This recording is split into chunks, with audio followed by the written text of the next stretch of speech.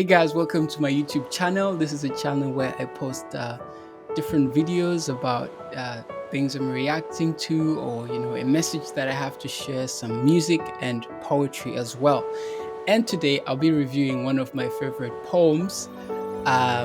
It's not a new poem, it's been there for a while. It's a spoken word by Jefferson Bethke. But today I just want to react to it and watch it together with you. And share some of the parts that I really connected with, and I hope you guys connect with it as well.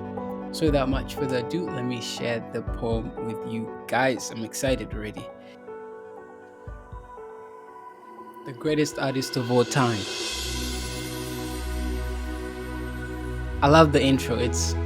A guy came up to me the other night, right? And he was like, who's your favorite artist? And like most people do when they ask a question, he didn't really care about my answer and proceeded to tell me what he thought the true answer was. And he continued about his struggle to recognize who he said was the greatest of all time. He said, is it Shakespeare? Is it Frost, Picasso, Michelangelo? Is it the Beatles, Rembrandt, Michael Jackson, Beethoven? And he went on and on and on about who he thought was the greatest, not recognizing even his infrastructure to answer that question was misled and outdated.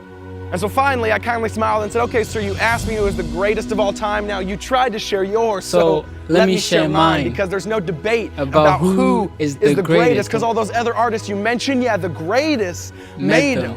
And see, this artist, he's a beast, a lion, the name above names. You don't even realize it, but you encounter his art every day. And he deserves all of the acclaim, he deserves all of the fame, because all other artists pass away, but he remains the same. Oh, by the way, his name is God, Yahweh, Creator, your Maker. He's infinitely creative, sir. There is no one greater. And I can tell it looks like you're starting to get mad at me, but don't be jealous just because your favorite artist might bend words and my favorite artist bends galaxies. Yeah. See, in the palm of his hand, he holds all the sand, the author of life, when he whispered, let us make man. See, what if I told you that you are God's poetry?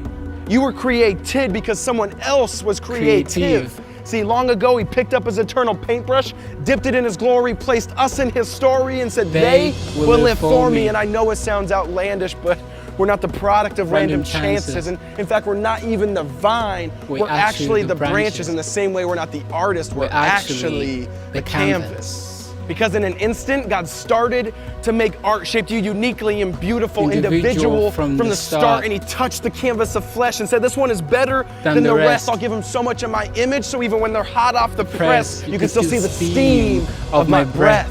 And so he crafted and he made every arm and leg, ligaments, tendons, muscles, blood vessels, veins, arteries. He said, they're gonna have a part of me.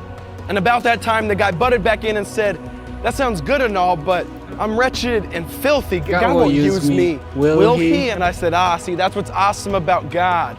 No matter what we've done, he can still use us. Even though other artists, once they have broken equipment, they start to make excuses, God instead doesn't refuse us, and neither does he accuse us. He redeems us in Jesus, promises never to lose us. So stop saying that you're dirt. Stop saying you're scum of the earth. You ought to be careful about how you talk about someone else's work.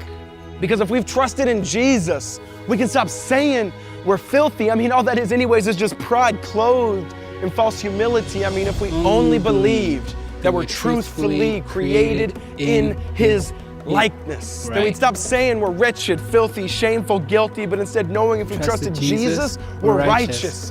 Don't you see we're drawn to repentance because of his kindness? So how dare you call yourself worthless when he says you're priceless? But see, the best part is, since God is ultimately for God, he'll get glory out of you, whether you like it or not, because even temple ruins point to an architect, even if the temple is shot. And all I'm saying is that he's behind it all. So why do we insist on giving him no credit at all?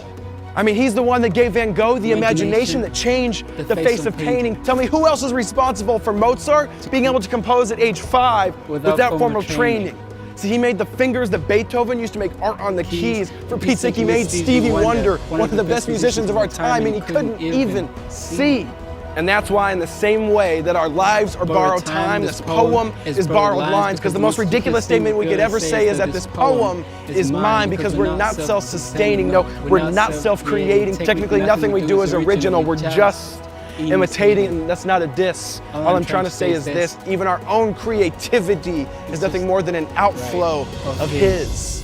And so, I'll end with this. You know that quote about giving credit where credit is due? Well, if that's true, it's about time we give God His rightful credit too. Because He's a God in the business of making old things new. And here's the truth: He's not through with making a masterpiece of you. Yes. And then I love the song that follows here. It has been my inspiration actually, guys. So listen. Pick up your pen and write a song. Lift up your voice and sing along. Raise your bow and play an anthem to our King. Bring all your paintings and your poems, cast them down before the throne. You are the Maker's handiwork, a living masterpiece.